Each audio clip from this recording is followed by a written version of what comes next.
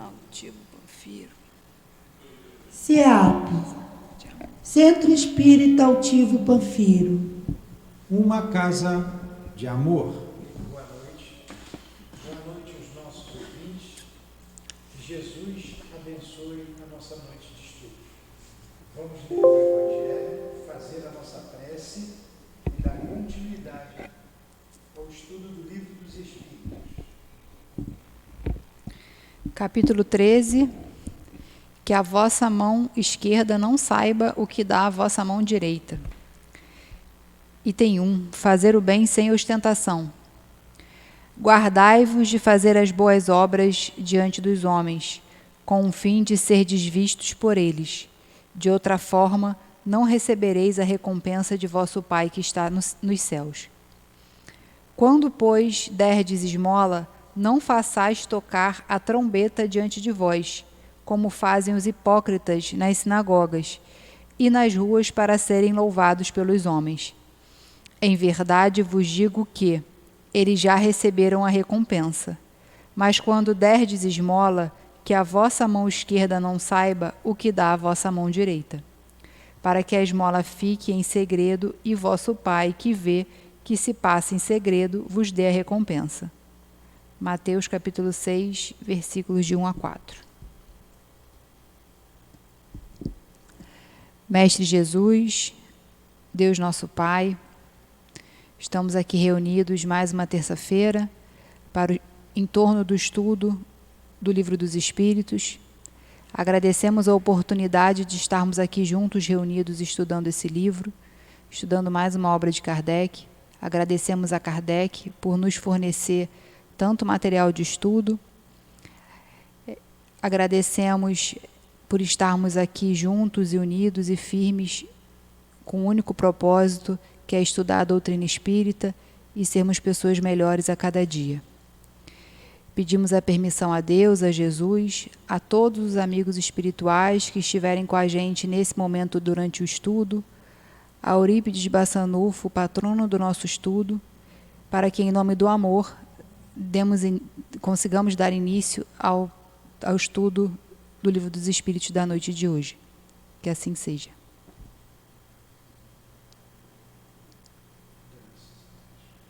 Então vamos lá. Nós vamos para o prolegômeno, não é? Prolegômeno. O que é o prolegômeno? É o prefácio e introdução. Então vamos lá.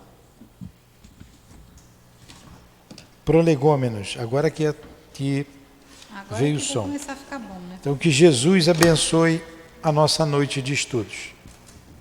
Vamos para o prolegômeno. O prolegômeno, então, é um prefácio, é a apresentação do livro. Ali em cima nós vamos ver a cepa. E Kardec, quem mandou desenhar a cepa, foram os espíritos. E eles vão dar o significado da cepa. O bago, o tronco. Por isso botamos a cepa aqui no nossa logo. Aqui no centro, já viram a cepa? Dá uma olhadinha ali fora, está no banner, enorme. Isso é cepa que chama? É, parreira, né? Ah, tá.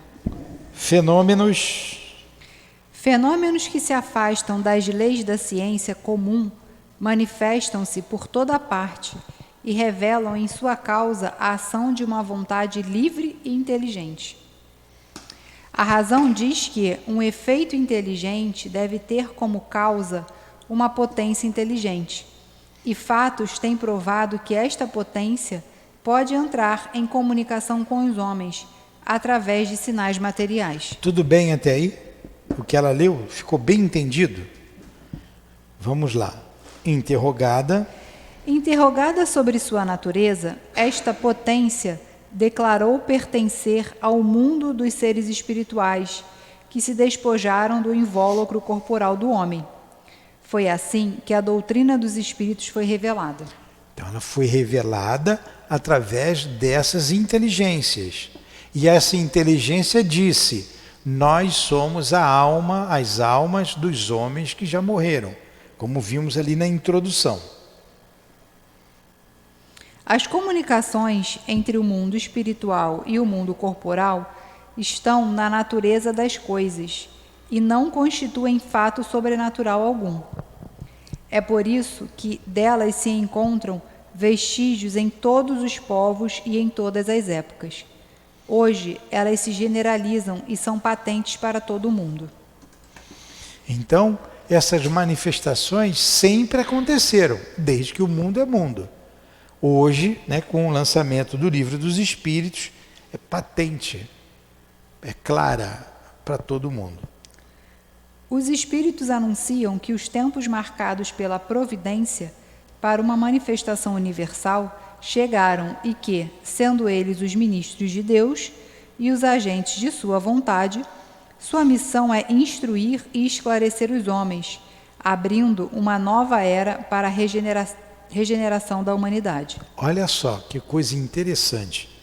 A missão dos Espíritos é instruir e esclarecer os homens, abrindo uma nova era para a regeneração da humanidade.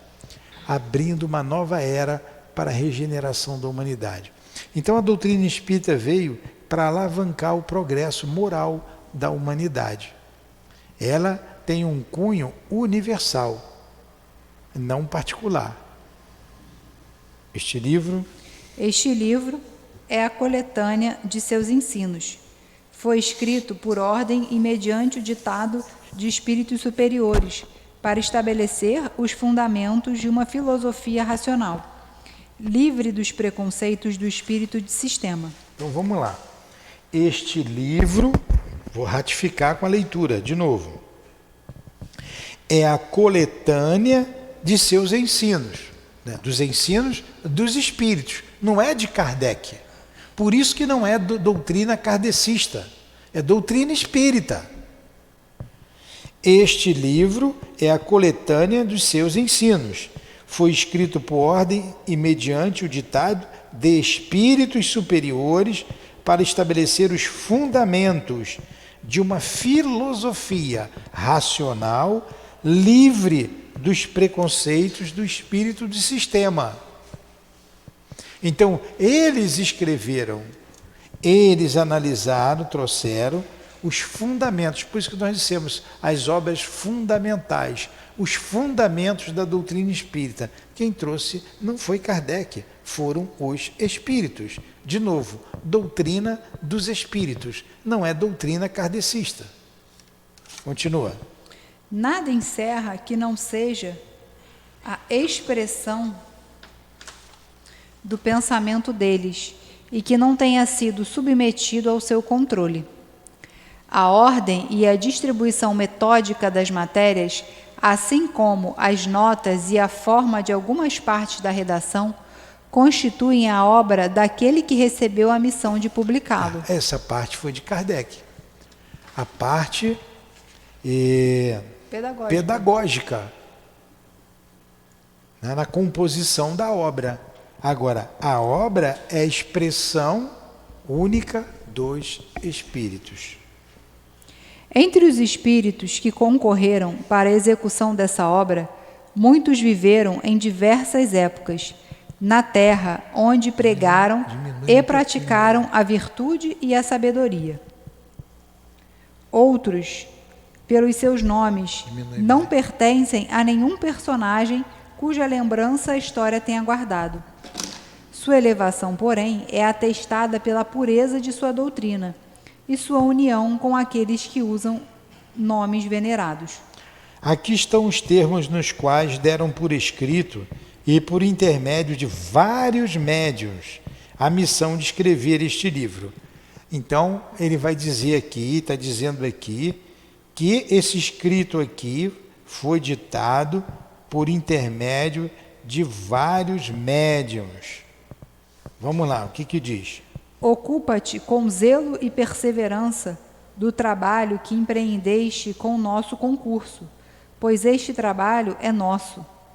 Nele assentamos as bases do novo edifício que se eleva e deve um dia reunir todos os homens no mesmo sentimento de amor e de caridade. Mas, antes de divulgá-lo, nós o reveremos juntos, a fim de lhe examinarmos todos os detalhes. Vamos de novo. Uma voz diferente para fixar esse conceito na cabeça de vocês. Ocupa-te com zelo e perseverança do trabalho que empreendestes com o nosso concurso, pois este trabalho é nosso. Então os Espíritos estão de novo aqui, eles estão ratificando. Esse trabalho é nosso, ocupa-te com zelo, né? Como Kardec sempre fez.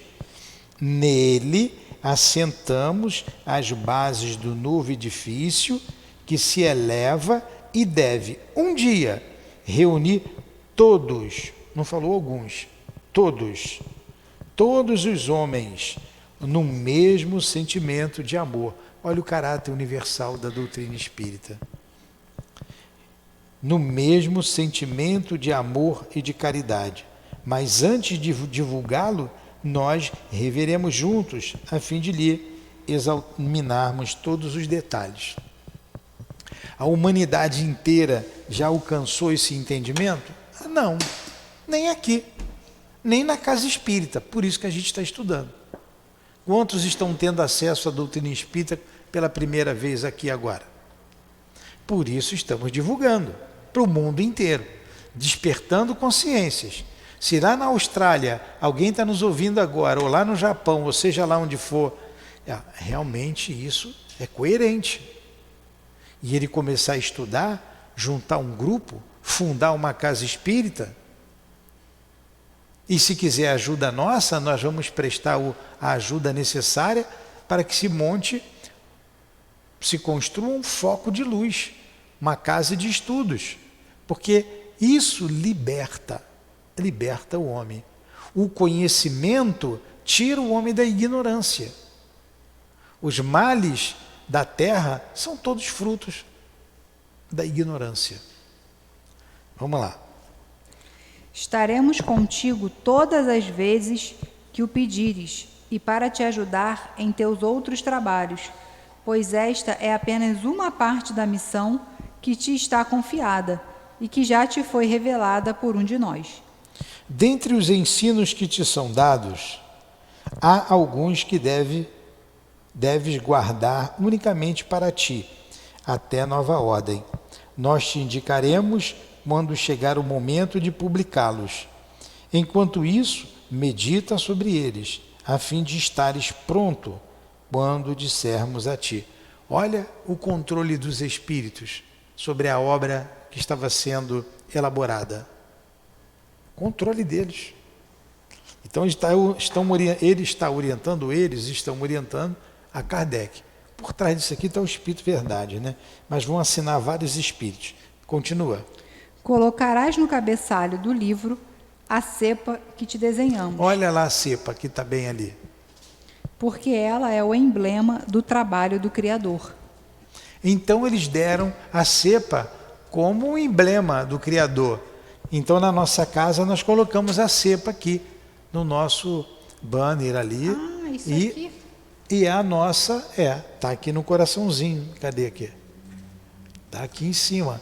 Tudo tem um significado. Está aqui em cima. Está vendo a cepa? Está verdinha aqui, mas ali fora também tem. E está na nossa logo. O coração tem um significado também. Aí é particular. O coraçãozinho de dentro não tem nada a ver com o Livro dos Espíritos, viu? O coraçãozinho de dentro é o da Lourdinha. O de fora é o meu. Aí é coisa minha. O Livro dos Espíritos está aqui a cepa. Tá? Vamos lá. Todos os princípios materiais que podem melhor representar o corpo e o espírito, aí se encontram reunidos. O corpo é a cepa, o espírito é o licor. Então vamos lá. O corpo é a cepa é o tronco. O tronco ali da parreira. O corpo é o tronco, o corpo é a cepa, ali significa o corpo. O licor, o espírito. O licor é quando você tira do sumo, o sumo da uva, né? O bago, vamos lá, a alma ou o espírito unido à matéria é o bago. A alma ou o espírito unido à matéria é o bago, é o fruto, né? É a uva. Essa é a representação da cepa. Essa é a representação ali da parreira.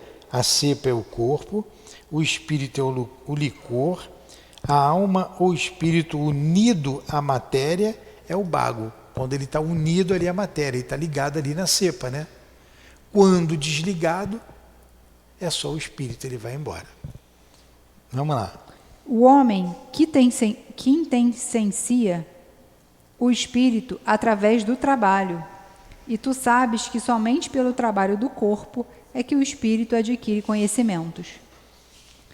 Não te deixes desencorajar pela crítica. Encontrarás contraditores encarniçados, principalmente entre as pessoas interessadas nos abusos. Tu os encontrarás mesmo entre os espíritos, pois aqueles que não estão completamente desmaterializados procuram frequentemente semear a dúvida por malícia ou por ignorância. Porém, continua sempre. Crê em Deus e caminha com confiança. Aqui estaremos para apoiar-te, e o tempo em que a verdade brilhará por toda a parte está próximo. A vaidade de certos homens que julgam saber tudo e querem tudo explicar, é a sua maneira, fará nascer opiniões dissidentes. Mas todos aqueles que tiverem em vista o grande princípio de Jesus, unir-se-ão no mesmo sentimento de amor ao bem e ligar-se-ão por um laço fraterno que abarcará o mundo inteiro. Eles deixarão de lado as miseráveis disputas de palavras, para se ocuparem apenas com as coisas essenciais. E a doutrina será sempre a mesma, quanto ao fundo, para todos aqueles que receberem as comunicações dos espíritos superiores. Agora, olha o alerta de Kardec aqui. A vaidade de certos homens que julgam saber tudo e querem tudo explicar à sua maneira, fará nascer opiniões dissidentes. Alerta que os espíritos estão dando a Kardec. Na casa espírita é a mesma coisa, tá? Tem gente que acha que já sabe tudo. E essas pessoas querem fazer da maneira delas. E isso traz dissensão. Isso traz dissensão. E mais ainda, ele diz aqui, todos aqueles que tiverem em vista o grande princípio de Jesus, unir-se-ão no mesmo sentimento de amor ao bem. Então a gente precisa se unir. Se a gente tiver com o mesmo propósito, só a união traz a força. E eu já estou aqui ratificando com a leitura o que o guia da casa nos trouxe hoje através de uma mensagem que eu vou entregar para vocês. Exaltando a união, que somente juntos seremos fortes. Ele fala também desses que acham que já sabem muito, já sabem tudo. Então nós precisamos estudar sempre. Humildade não faz mal para ninguém. Pensem o que acha Kardec ou esses guias superiores, vamos falar o altivo, esses espíritos que sempre evocamos aqui, das nossas discussões em torno do estudo. Principalmente quando a gente quer mostrar conhecimento. Deve ficar com pena, né? O altivo tinha mania de botar a mão assim. Deve ficar assim, né? Porque nós não sabemos nada. Nós não sabemos nada. E vocês vão ver aqui, ao longo do estudo, que tem coisas que nem os espíritos sabem. E eles aconselham, não se perca nesse labirinto. Isso está no segredo de Deus. Uma porção de vezes eles respondem isso. Quem somos nós para saber tudo? Vamos lá, continua. Alguma pergunta, alguma colocação? Tá, para não ficar aqui uma palestra, eu estou lendo demais, mas quando chegar nas perguntas eu vou devolver mais a palavra a vocês. Mas vocês podem interromper a hora que vocês desejarem. Vai, Raquel. É com a perseverança que chegarás a colher o fruto de teus trabalhos. O prazer que experimentarás vendo a doutrina se propagar e bem compreendida, ser-te-á uma recompensa, cujo valor completo conhecerás, talvez mais no futuro do que no presente. Não te inquietes, portanto, com espinheiros e pedras que incrédulos ou maus semearão no teu caminho. Conserva a confiança.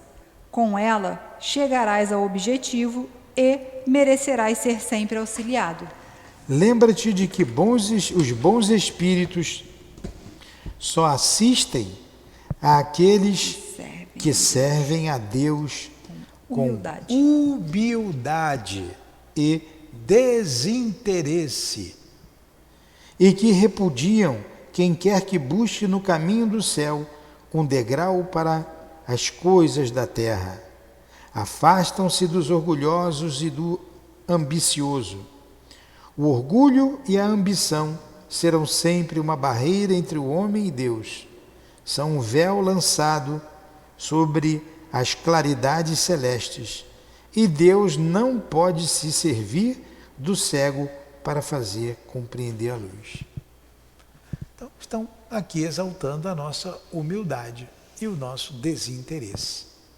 Assina São João Evangelista, Santo Agostinho, São Vicente de Paulo, São Luís, o Espírito de Verdade, Sócrates, Platão, Fenelon, Franklin, Swedenborg, etc.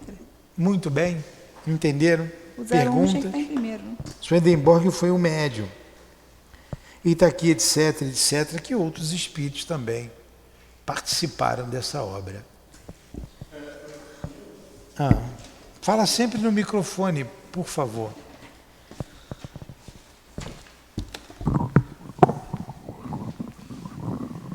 É bom um prolegômeno, né? Foi muito rápido? Eu só deixei chegar até o final para não interromper. Lá naquele segundo parágrafo, que fala a vaidade de certos homens que julgam saber tudo e querem tudo explicar, a sua maneira fará nascer opiniões dissidentes. Mas todos aqueles que tiverem visto o grande princípio, na realidade, eu acredito que aqui nós possamos dizer em relação, não somente individualmente, mas também como no conjunto, as religiões.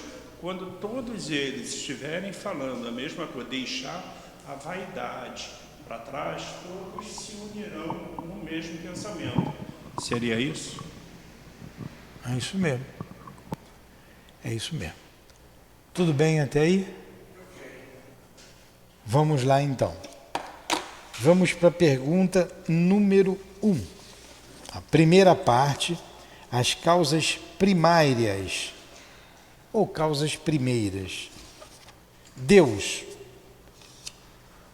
É capítulo 1, aí está a cepa ali em cima. Deus. Número 1, Deus e o infinito. Número 2, provas da existência de Deus. Número 3, atributos da divindade. Número 4, panteísmo. Esses são os tópicos que estudaremos no capítulo 1. Pergunta número 1. Vai, Raquel. Que é Deus? A resposta eu vou dando porque a gente vai explicando. Então vocês observem que Kardec não perguntou quem é Deus. Quem é um pronome definitivo, não é? Pronome definido, desculpa. Quem é você? Quem é você?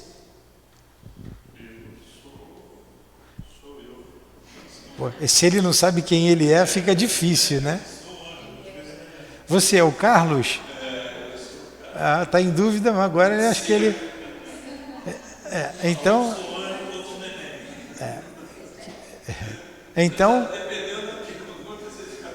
ele ficou em dúvida. Quando eu perguntei, vamos lá, quem é você? Você aí, ó. Você que está escoçando o olho. Olha só, perguntei quem é ela, falou demais, coisa de mulher, né? Aí ela tinha que falar, eu sou a Raquel, mas ela falou, eu sou a Raquel, mãe da Júlia, estou estudando, tudo bem. Mas a gente está definindo, você está definindo quem é você. Ele não perguntou, quem é Deus?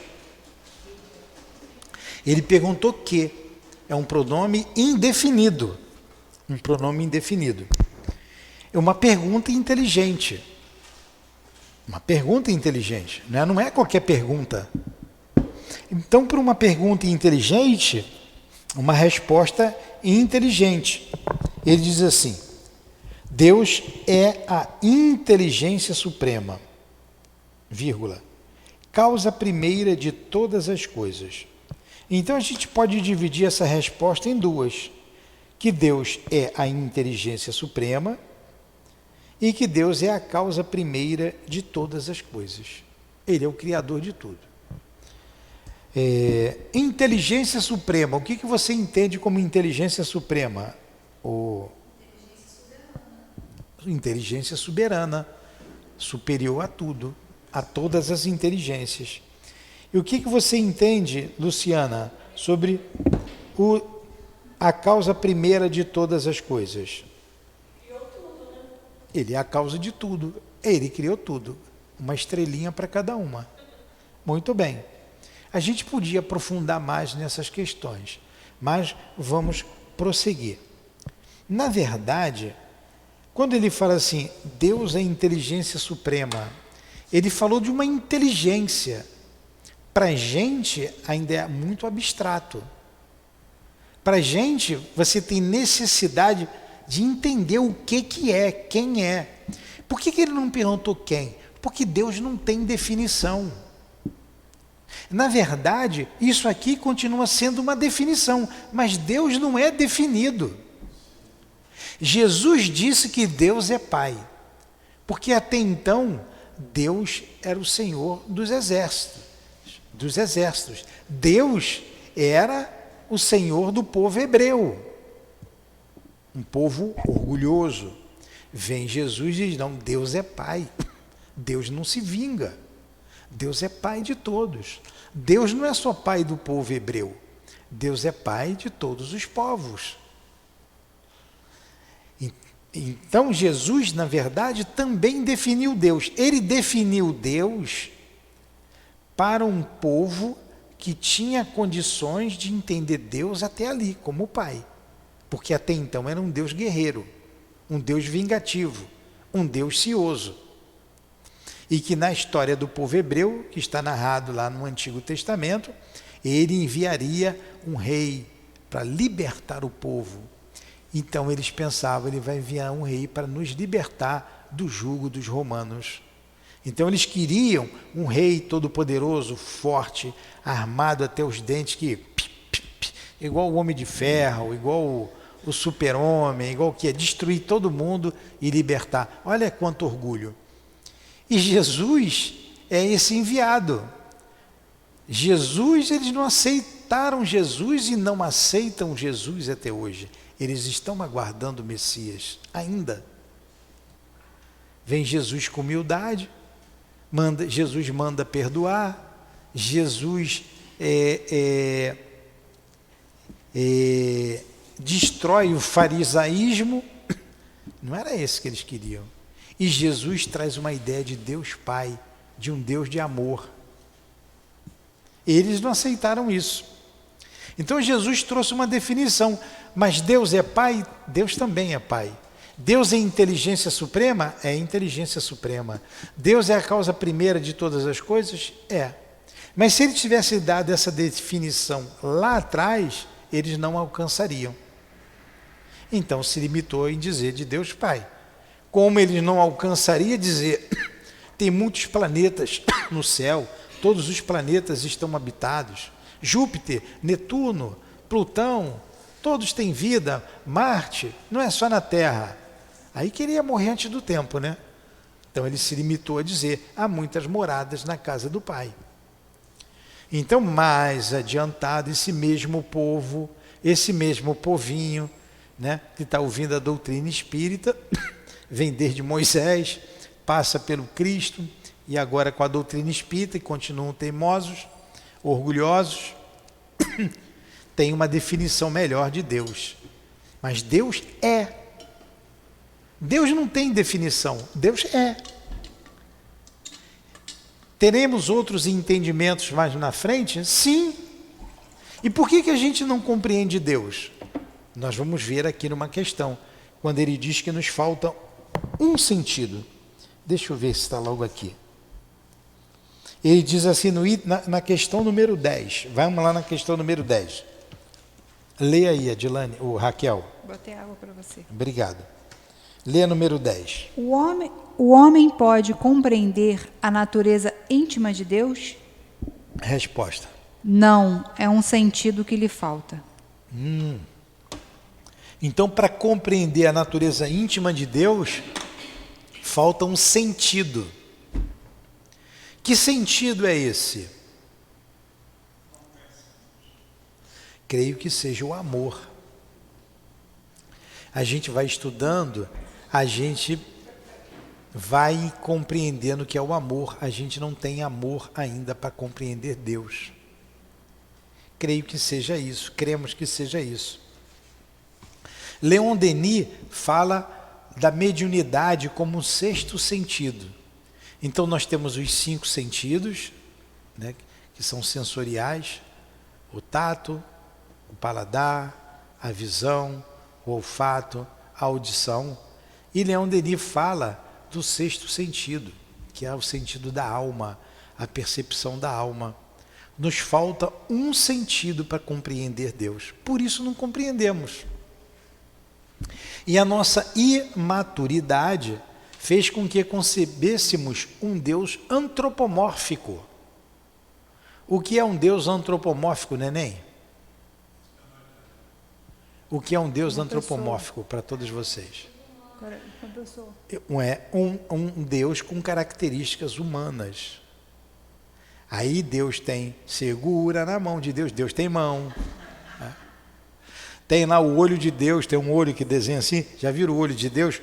Para onde você olha, o olho está te olhando. Você vai para lá, o olho está te olhando. Um desenho que fizeram, o olho de Deus. Então, Deus desenhado, não sei quem desenhou Deus, na cúpula da igreja. Hã? Miguel? Não foi Miguel Ângelo? Eu ia dizer Aleijadinho, que veio bem depois, porque diz que Aleijadinho é a reencarnação de Miguel Ângelo. Então ele desenhou Deus lá, fortão, todo poderoso, né? Cheio de anjinho, ele bem todo musculoso, porque é o Deus antropomórfico, o Deus com forma de homem. Mas nós não somos, como é que se chama? Imagem e semelhança de Deus, por isso desenha Deus daqui. Mas Deus é imagem e semelhança no sentimento, no pensamento que a gente vai desenvolvendo, porque Deus é. Na verdade, essa definição aqui, para quem está mais adiantado, foi o que os espíritos puderam dar para a gente. Tá legal, Raquel? Se vir com pergunta difícil, eu mando perguntar para Deus, tá? Vai.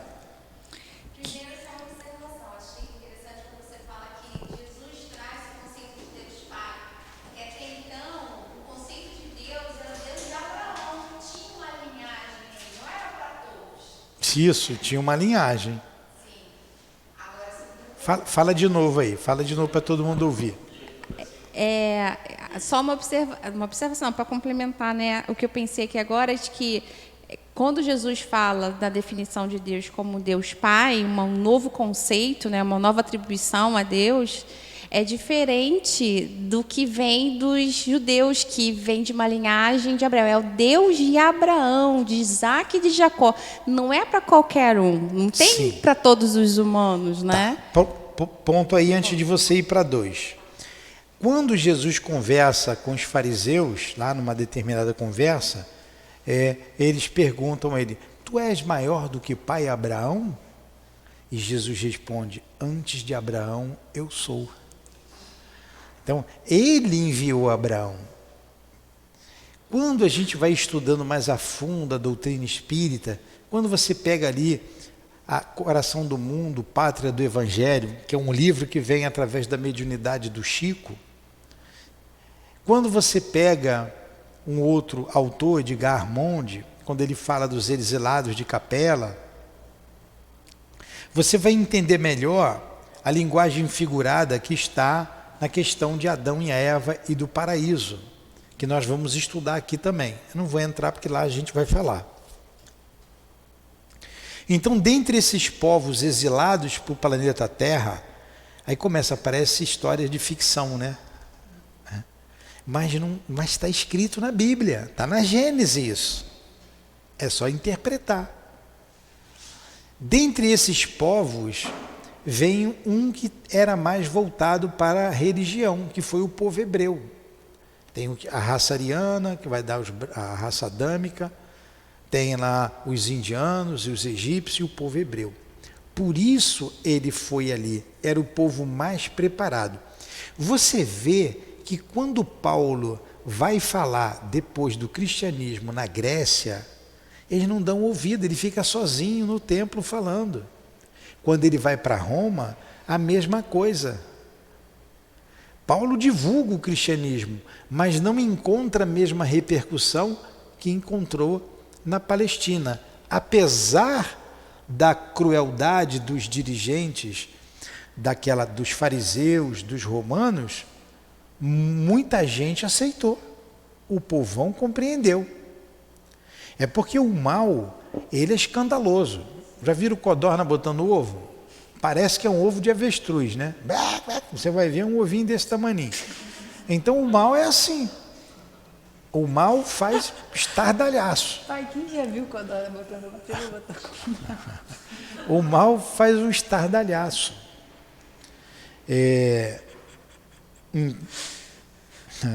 Mas vocês fizeram o rio, esqueci. O mal faz um estardalhaço.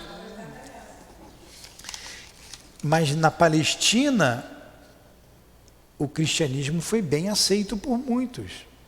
Os apóstolos continuaram divulgando. Depois, mais tarde, por causa dos romanos, foi para Roma. E lá teve o que teve, até que o Constantino adota o cristianismo como religião oficial de Roma, funde a mitologia deles, a mitologia romana, funde os deuses dele com o cristianismo, surge aí o catolicismo. Então, Raquel, a tua colocação, ela é boa, mas o porquê dele falar para aquele povo, para falar de Abraão, esse é que é o motivo. Não adiantava Jesus ir reencarnar, ou encarnar, que ele encarnou, não reencarnou, não adiantava ele aparecer na Grécia, na terra dos filósofos. Pois é. Paulo ficou sozinho falando. Está lá em Paulo Estevão. Não adiantaria ele ir para Roma. Ele tinha que ser ali. E por falar em Paulo Estevão, nós estamos tentando encaixar o melhor horário. Eu esqueci de falar ontem, para os médiuns, um estudo sobre as cartas de Paulo. É muito interessante. Eu vou sentar também para estudar. Eu quero ver o melhor horário para vocês. Que a Rosemarie, ela ministrou esse curso por vários anos lá no Leon Denis e ela conhece bem, a fundo, sobre as cartas de Paulo. E ela é importantíssima. É importantíssimo esse conhecimento para nós médiuns. Eu não sei qual o dia, o horário, né, que a gente vai fazer. Domingo, 4 horas da tarde? Ah, não, 5. Então, eu estou tentando ver o melhor na terça-feira. O problema é o horário, é hora. Vamos ver. Vamos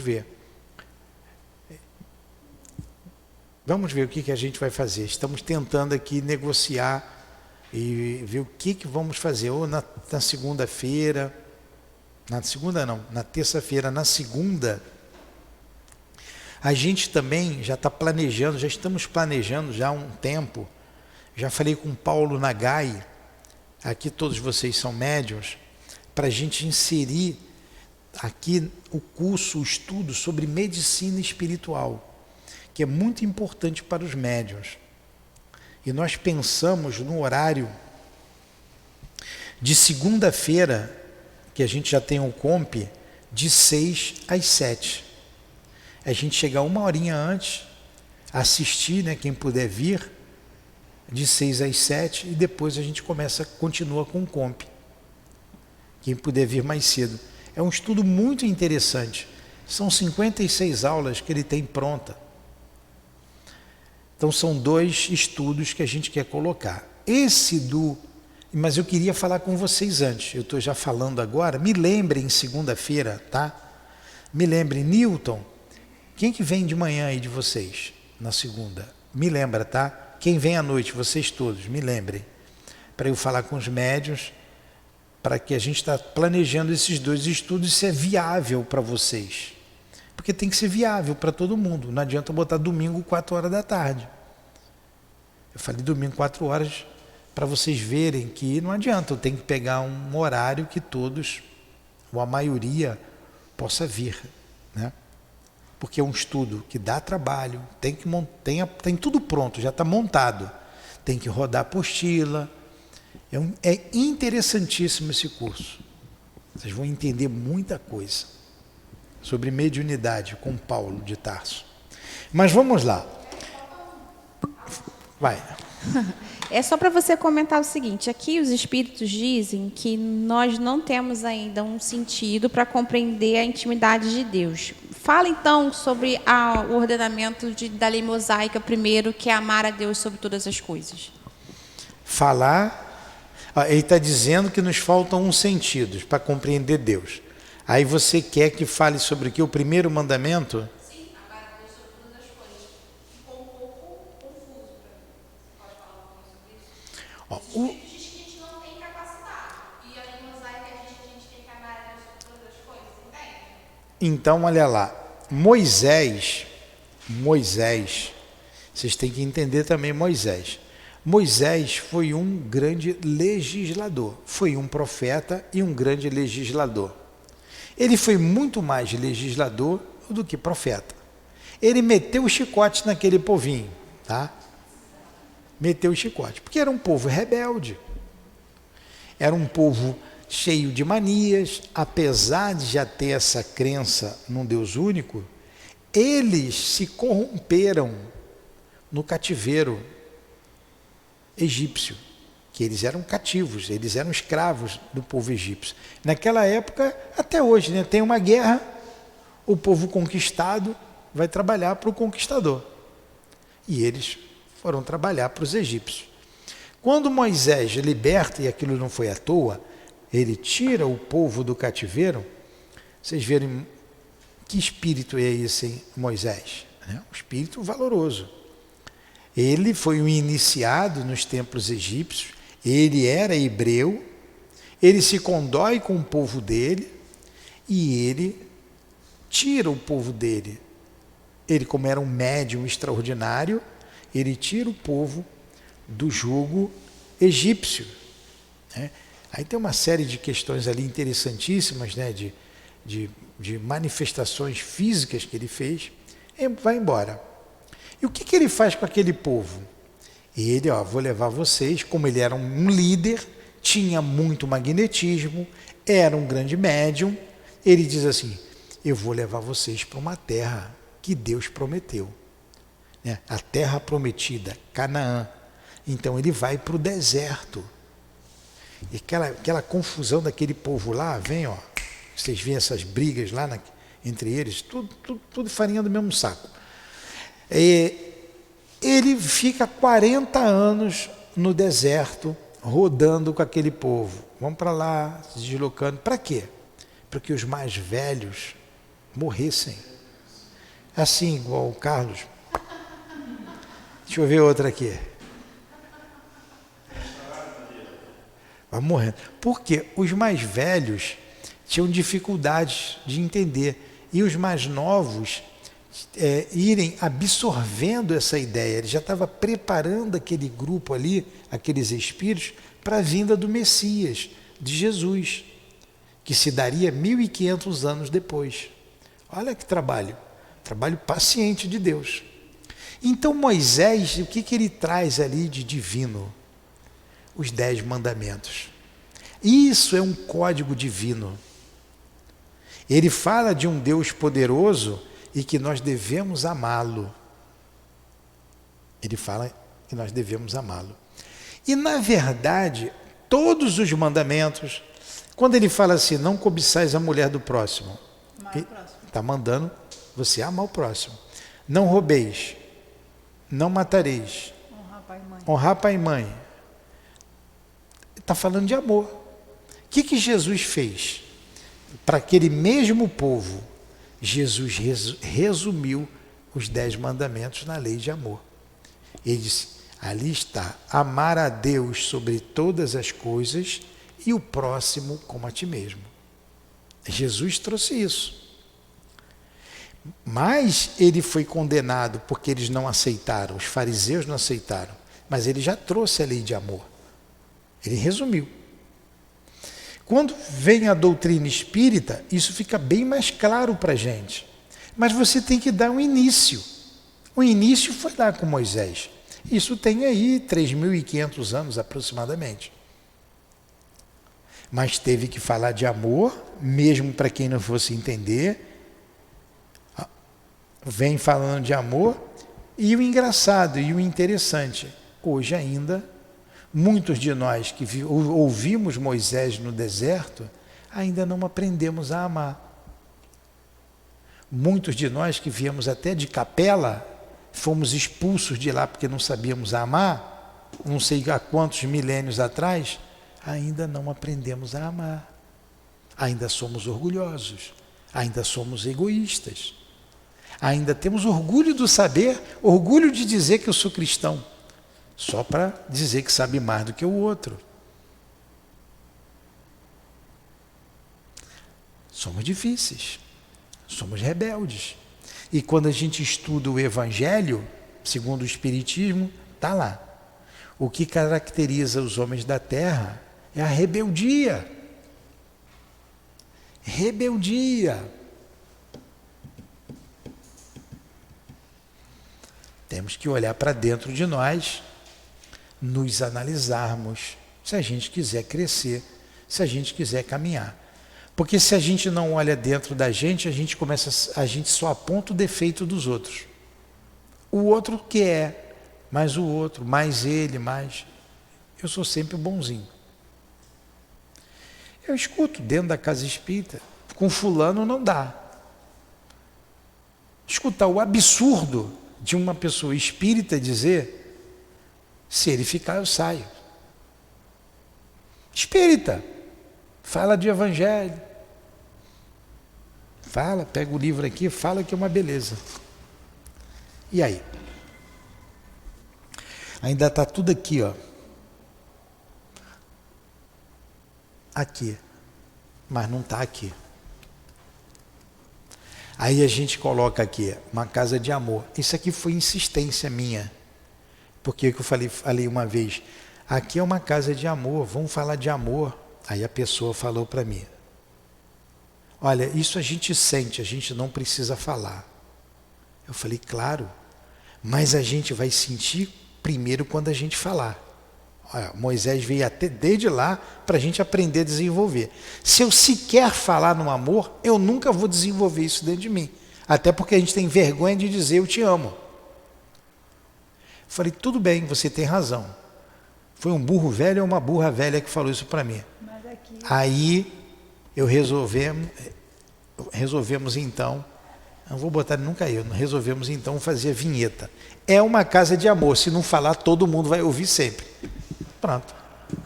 Botamos por isso. Ainda escrevemos aqui, Centro Espírita Altivo Panfiro, uma casa de amor. Independente da pessoa falar ou não, que é uma pessoa que dirige, está escrito aqui, todo mundo vai ver. Por isso que a gente, não vou dizer aqui que eu não posso dizer que é ao vivo, né? Vocês estão entendendo? Vocês estão entendendo como nós somos difíceis? Isso a gente tem que sentir, eu não tenho que falar, eu não sou obrigado a falar. Tudo bem, você não é obrigado a falar. Por essa resposta, dá para ver que a pessoa também não sente. Ela nem fala e nem sente. Aí vamos nos educar, vamos nos educando, vamos perdendo a vergonha. Por que se fala palavrão com a maior facilidade? O palavrão sai frouxo. Né? Um gesto obsceno sai frouxo. Pois é. Por que o sentimento de amor não pode sair frouxo? Se esse é o objetivo nosso, aprender a amar. Aí Jesus vem e diz: amai-vos uns aos outros como eu vos amei. Aí vem a doutrina espírita e diz: Jesus é o nosso guia e modelo. Então nós estamos aqui falando da doutrina espírita, devemos ter esse comportamento de amor. Aí eu vejo o pipipi na cozinha, eu vejo o pipipi na evangelização, eu vejo o pipipi em tudo. Tem hora que dá vontade de rir até, com tanta infantilidade. Me desculpe, mas infantilidade. Vamos voltar para cá. Número 2. Número 2. Number 2. Que se deve entender por infinito? Essa pergunta tem um objetivo.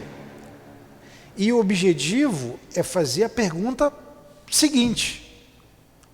A gente vai ver que ele faz primeiro essa para fazer a segunda, que tem relação com essa. Ele dá uma resposta, o que não tem começo nem fim. O desconhecido. Tudo que é desconhecido é infinito. Certo?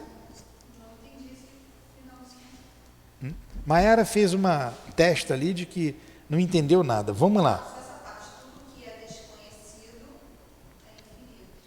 Olha para o céu, o que você diz do universo?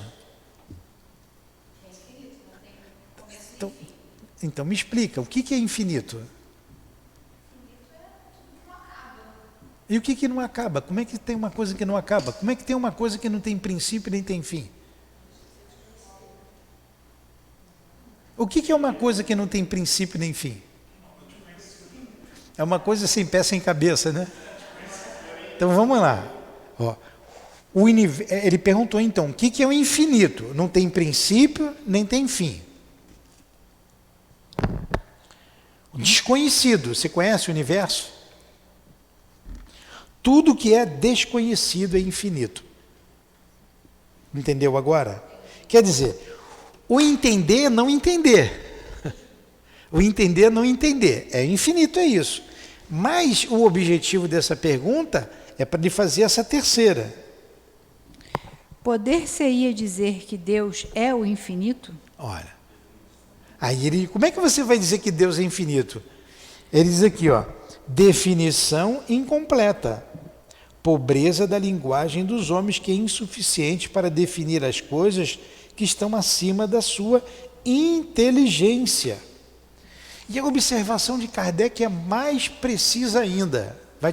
Vai fazer você compreender melhor ainda essa resposta. Olha o que ele diz. Deus é infinito nas suas perfeições, mas o infinito é uma abstração. Dizer que Deus é o infinito é tomar o atributo pela própria coisa e definir uma coisa que não é conhecida por outra menos conhecida ainda.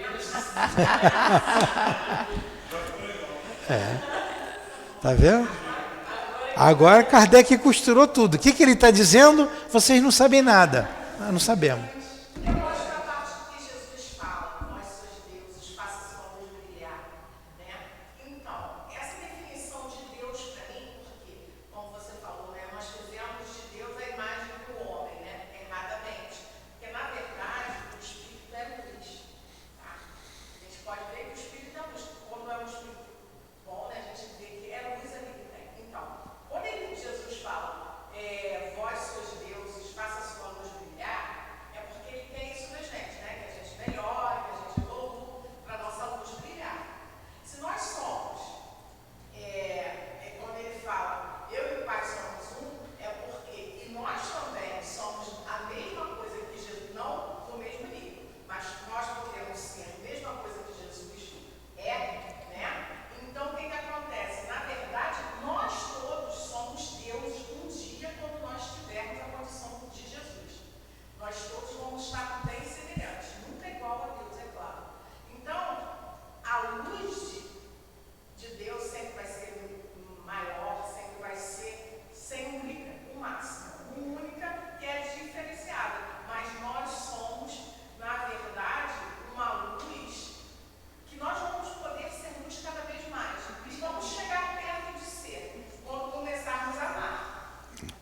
Então vamos lá. Tudo bem, é assim que você entende, tudo bem. Não vou falar agora, porque o nosso tempo terminou. Você fica falando, nós mulheres sabemos, compreendemos mais Deus do que vocês homens. Por quê? Porque nós temos mais sensibilidade, porque nós parimos. E vocês não. Eu só não vou dar uma resposta porque está aqui, mas vamos lá. Quando a gente... Amar mais a Deus e compreender mais a Deus depois que eu fui mãe. Por quê? Porque eu vejo o erro dos meus filhos e mesmo assim continuo amando. Antes, eu via o meu irmão errando, eu julgava mais. Né? Porque hoje em dia eu vejo meus filhos que eu amo e erra e eu perdoo, como Deus nos perdoa. Mas eu erro e meu pai me perdoa também. Vamos rezar. Vamos rezar. Vamos terminar a nossa prece. Depois eu dou a resposta para você, tá? Vamos rezar. Então vamos lá, vamos fazer a nossa prece, Raquel. Foi bom o estudo, né? É para a gente pensar mesmo, é isso aí. A gente tem que aprender a pensar. Se eu ficar aqui, senta, levanta, ajoelha, pá, tem que raciocinar. A gente continua aqui. Semana que vem vai provas da existência de Deus. Vamos lá, faz a prece, Raquel.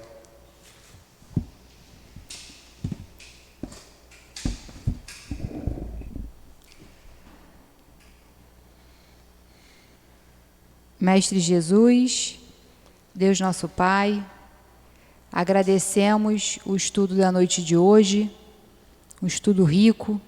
Saímos daqui com mais conhecimento da doutrina, conhecimento da nossa existência, conhecimento sobre Deus, a história de Jesus, a história da humanidade. Saímos com o coração aquecido de estarmos com mais conhecimento dentro de nós. Agradecemos aos espíritos que nos inspiraram na interpretação das perguntas, na interpretação das respostas, nos debates, nos questionamentos saudáveis diante do Livro dos Espíritos. Pedimos a Deus nesse momento a permissão para darmos por encerrado o estudo do Livro dos Espíritos da noite de hoje e, em nome do amor, encerramos o nosso estudo. Que assim seja, graças a Deus.